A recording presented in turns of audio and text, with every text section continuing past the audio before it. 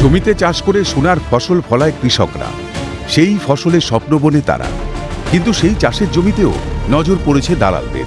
অভিযোগ, দক্ষিণ ২৪ পরগনার সোনারপুরের বামনগাছি ও বারুইপুরের কল্যাণপুর গ্রাম পঞ্চায়েতের মৌজায় প্রায় ৪০০ বিঘা কৃষিজমির জাল দলিল বানিয়ে বিক্রি করে রেজাউল সর্দার ও স্থানীয় কিছু দালাল গোষ্ঠী। দালালদের হাত থেকে রক্ষা পেতে দীর্ঘদিন ধরে প্রশাসনের দ্বারস্থ হয়েও কোনো সুরাহা হয়নি। অবশেষে এর প্রতিবাদে বামনগাছি এলাকা থেকে বকুলতলা মোড় পর্যন্ত বিক্ষোভে কৃষক।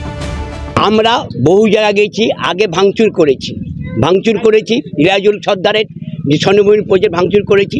প্রশাসন এবং আমাদের আইও ইনভেস্টিগেশন অফিসার আমাদের আশ্বাস দিয়েছিলেন রেজাউলকে দিয়ে পাওয়ারনামায় ক্যান্সেল করব এবং জমি ফেরত দেবো, কিন্তু উনি শুধু খেলা খেলছেন। আগের যে বিক্ষোভ করেছিলাম তারপরে যে আমাদের যে কর্মসূচি ছিল, যে আমাদের বিক্ষোভ দেখে হয়তো প্রশাসন কিছু টনক নড়বে বা প্রশাসন সজাগ হবে বা চাষিদের প্রতি সহৃদয় হবে, কিন্তু আজও পর্যন্ত সেরকম সদর্থক ভূমিকা প্রশাসনের তরফ থেকে দেখতে পাইনি আমরা। প্রতারিত কৃষকরা জমি বাঁচাও কমিটির নামে একটি সংগঠন করে আন্দোলন শুরু করে। অভিযোগ, এর আগেও বিক্ষোভে সামিল হন তারা, কিন্তু কোনো লাভ হয়নি।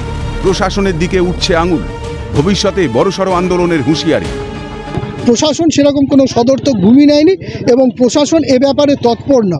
সুতরাং আমরা আশঙ্কায় ভুগছি যে আগামী দিনে আমরা জমি সত্যিই কি ফেরত পাবো, নাকি আমাদের জমিটা এরকমভাবেই চলে যাবে। আগামী দিনে আমরা অত্যন্ত ভয়ঙ্কর কর্মসূচি নেব, যে কর্মসূচি পঞ্চায়েত ঘেরাও করে পঞ্চায়েতে তালা মেরে দেব, যাতে আগামী দিনে পঞ্চায়েত কোনো কর্মসূচি করতে না পারে। এই চাষিদের যতদিন না জমি ঠিক হবে, যাদের জমি কেলেঙ্কারি হয়েছে, আমরা পঞ্চায়েত দপ্তর তালা মেরে বন্ধ রেখে দেব।